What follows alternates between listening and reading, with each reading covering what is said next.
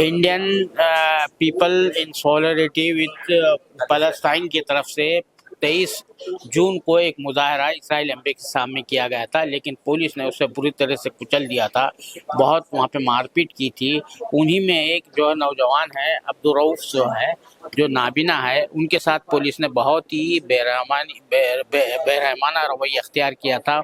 उनसे उनको जो है जब बताया गया है कि भाई उन्हें नज़र नहीं आता, उसके बावजूद भी पुलिस ने जो है तो उनके साथ जो है एक क्या कहते हैं उसको कि एक वहशियाना टाइप का सलूक किया था। आइए उनसे बात करते हैं। अब्दुल रऊफ साहब, क्या हुआ था उस दिन? उस दिन जैसे ही हम लोग इजराइल एम्बेसी के पास पहुंच ही रहे थे, तो सभी लोगों पर पुलिस ने बहुत ही ब्रूटली जो हम जा रहे थे तो उसको रोक दिया और तमाम लोगों को इंडिविजुअली टारगेट भी किया।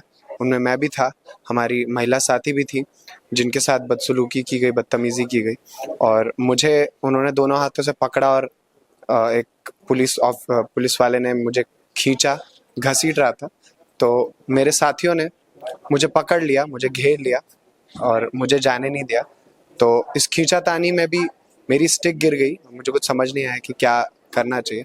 और पुलिस लगातार उन लोगों को धक्का भी दे रही थी जो लोग मुझे बचा रहे थे, और मैं नीचे गिर गया। इस धक्का मुक्की में ही मेरी स्टिक भी छूट गई थी। तो मेरे साथियों ने मुझे हाथ पकड़ के उठाया, और उसके बाद भी लगातार जब बस में भी हमको जब डिटेन किया गया, जब ले जा रहे थे, तब भी लगातार जो हमारे साथी थे, हमारी एक साथी थी, उनकी तबीयत बहुत ज़्यादा ख़राब हो गई थी, लेकिन वो बस रोकने को तैयार नहीं थे।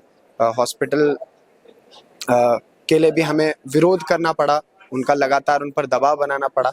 तब जाकर के आधे घंटे बाद जब हालत बहुत ही ज़्यादा क्रिटिकल हो गई, उनकी सांस उखड़ रही थी, तब जाकर के उन्होंने बस रोकी और उनको वहाँ पर ऑक्सीजन मास्क लगाना पड़ा। तो अच्छा, आपको कौन से कॉलेज में पढ़ते हैं? दिल्ली यूनिवर्सिटी में पढ़ते, कहाँ पढ़ते हैं? मैं दिल्ली यूनिवर्सिटी का स्टूडेंट हूँ, डिपार्टमेंट ऑफ हिस्ट्री का। हिस्ट्री का? जी। तो ये जो है आप तो फिर कितने बजे छोड़ा गया वहाँ से? हमें रात को वहाँ कुछ खाना वगैरह दिया नहीं किया आपको? मंदिर मार्ग पुलिस थाने पर ले जाया गया था आपको? हाँ, मंदिर में हमको लगभग 8 घंटे तक बैठा कर रखा, लगातार पूछने पर कि हमको कब छोड़ने वाले हैं आप। वो घुमा रहे थे हमें, और इनफैक्ट धमकियां भी दे रहे थे कि हम तुमको इंडिविजुअली, तुम लोगों को एक एक करके हम इंटरोगेट करेंगे। और 1 बजे उन्होंने दबाव में आकर के छोड़ा, क्योंकि हम अंदर भी लगातार नारेबाजी कर रहे थे। हम लोग विरोध जिस जिस भी तौर पर किया जा सकता था वहाँ पर कर रहे थे, और बाहर भी तमाम साथी जुट गए थे थाने के बाहर। तो उन्होंने भी लगातार दबाव डाला, और उसके चलते उन्हें 1 बजे छोड़ना पड़ा। वो मजबूर हुए, क्योंकि लोगों की ताकत थी वहाँ पर, लोगों ने विरोध किया। तो आपके खिलाफ भी केस दर्ज किया गया, नहीं किया गया? मेरे खिलाफ इंडिविजुअली नहीं किया गया, हमारे 4 साथियों पर केस दर्ज किया गया, और बिल्कुल बेबुनियाद इल्ज़ाम उन पर लगाए गए। चाहे वो वायलेंस का, अटैक का, वो सारी चीज़ें उन्होंने खुद की हैं। चाहे मेरे साथ और तमाम बहुत सारे साथियों के साथ थप्पड़ मारना, घूंसे लाते मारना, महिला साथियों के साथ बदसलूकी करना, ये तमाम चीज़ें इन्होंने की है।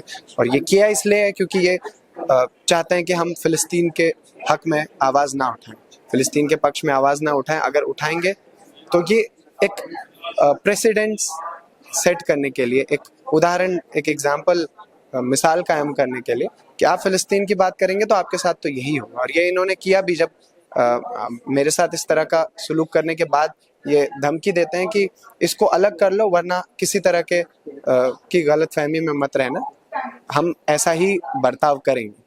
ये उनका रवैया था। अच्छा, आपका ताल्लुक कहाँ से है? मैं रहने वाले कहाँ के हैं? मैं कश्मीर से। तो डर का आप अब जाएंगे, अब दोबारा जाएंगे अगर कभी? बिल्कुल, हम रुकेंगे नहीं।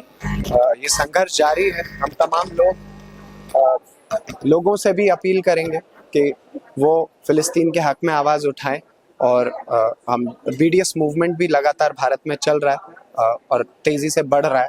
हम जाते हैं लोगों के बीच में, दुकानों में जाते हैं BDS इंडिया के साथ मिल करके, और लोगों से अपील करते हैं, क्योंकि मसला यही है कि एक बहुत बड़ी आबादी को पता नहीं है कि ये फ़िलिस्तीन का मसला है क्या। तो उनको ये बात बताना बहुत ज़रूरी है, वरना जिस तरह से ये फैशिस्ट प्रोपेगेंडा कर रहे हैं सोशल मीडिया के थ्रू और लगातार इस मसले को कम्युनलाइज करने की वो कोशिश कर रहे हैं, तो इस चक्कर में जो धुआं क्रिएट करने की कोशिश कर रहे हैं, तो हमें लोगों तक सच पहुंचाना होगा, ये हमारी जिम्मेदारी है। बहुत शुक्रिया अब्दुल रऊफ साहब। ये थे दिल्ली यूनिवर्सिटी के तारीख के तालिब इल्म जनाब अब्दुल रऊफ साहब, जिनके साथ पुलिस ने जो एहतजाज किया गया था, मुजाहरा करने के पुरअमन मुजाहरा करने की इसराइल एम्बेसी के पास कोशिश की जा रही थी, उसको जो है उस दौरान इनको भी गिरफ्तार किया गया था, इनके साथ भी बदसलूकी की गई थी। हालांकि ये नाबिना है, इन्हें नज़र नहीं आता है, उसके बावजूद उनका जज्बा काबिल कदर है फ़लस्तीन के लिए, इंसानियत के लिए। ये बात जो है पुलिस को समझ में नहीं आ रही। हमारे मुल्क का जो है, जो हमारे साबिक़ वज़ीर आज़म रहे, आज हानि हो गए हैं, अटल बिहारी वाजपेयी साहब, ये बार बार कहते थे, उनकी एक तकरीर है बाकायदा रिकॉर्ड पर है कि फ़लस्तीन का है, फ़लस्तीन के साथ हमारा जो है रिश्ता जो है तारीख़ी रिश्ता है।